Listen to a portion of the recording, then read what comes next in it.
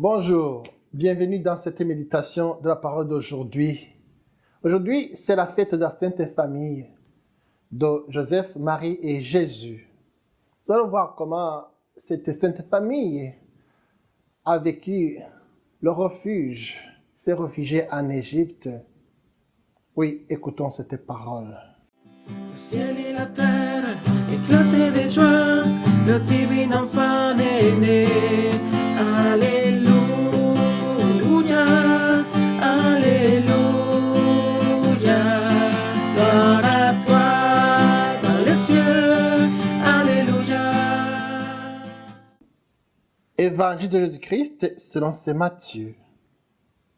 Après le départ des mages, voici que l'ange du Seigneur apparaît en songe à Joseph et lui dit : « Lève-toi, prends l'enfant et sa mère, et fuis en Égypte. Reste là-bas jusqu'à ce que je t'avertisse, car Hérode va chercher l'enfant pour le faire périr. » Joseph se leva dans la nuit, il prit l'enfant et sa mère, et se retira en Égypte, où il resta jusqu'à la mort d'Hérode, pour que soit accomplie la parole du Seigneur, prononcée par le prophète. D'Égypte, j'ai appelé mon fils. Après la mort d'Hérode, voici que l'ange du Seigneur apparaît en songe à Joseph en Égypte et lui dit : « Lève-toi, prends l'enfant et sa mère, et pars pour le pays d'Israël, car ils sont morts, ceux qui en voulaient à la vie de l'enfant. » Joseph se leva, prit l'enfant et sa mère, et il entra dans le pays d'Israël. Mais apprenant qu'Archélaus régnait sur Judée, à la place de son père Hérode, il eut peur de s'en rendre. Averti en songe, il se retira dans la région de Galilée et vint habiter dans une ville appelée Nazareth, pour que soit accomplie la parole dite par les prophètes. Il sera appelé Nazaréen. Acclamons la parole de Dieu. Louange à toi, Seigneur Jésus.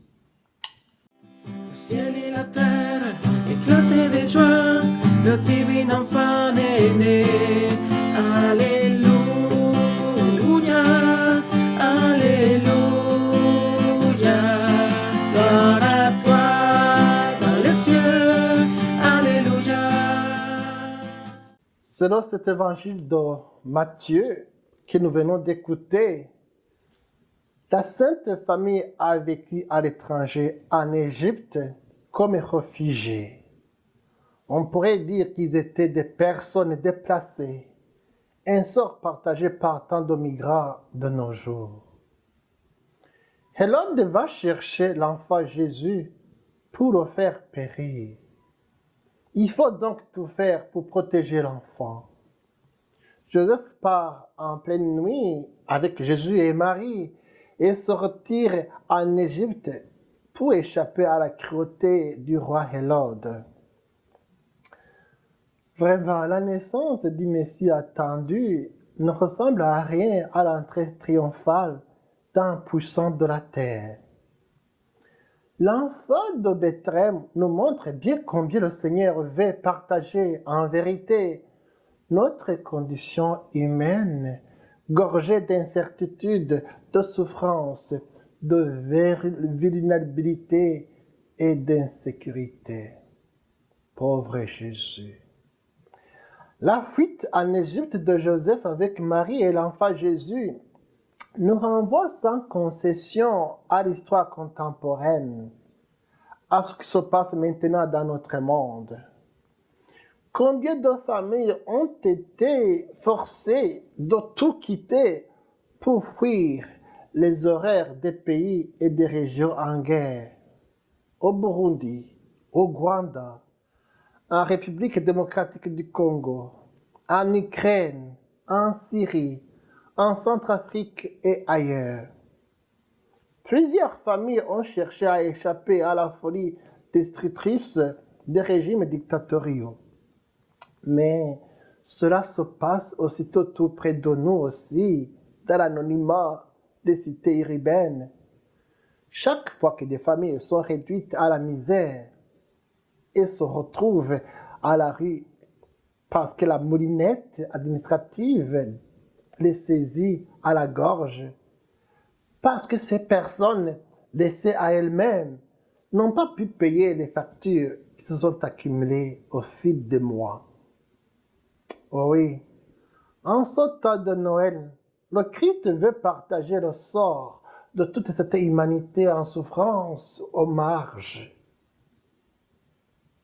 Il est d'emblée celui qui vient annoncer la bonne nouvelle aux pauvres.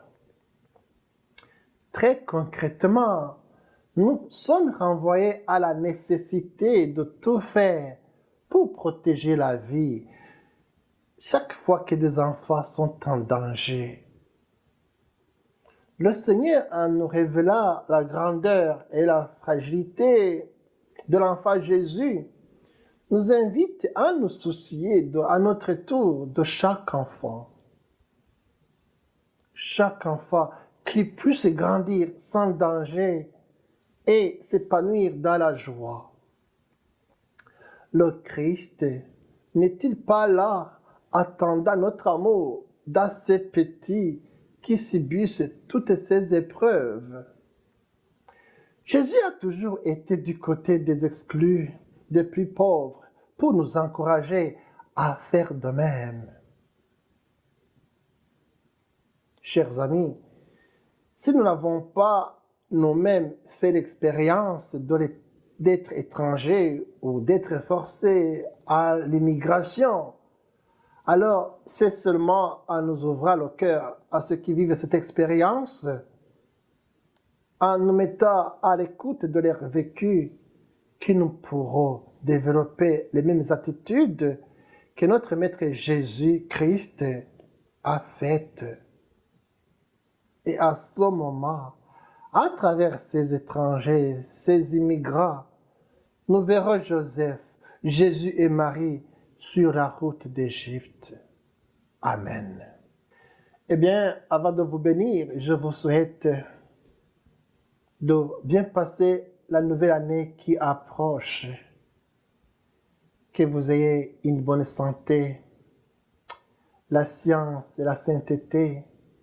Que Dieu vous bénisse chaque jour de votre vie. Au nom du Père et du Fils et du Saint-Esprit. Amen.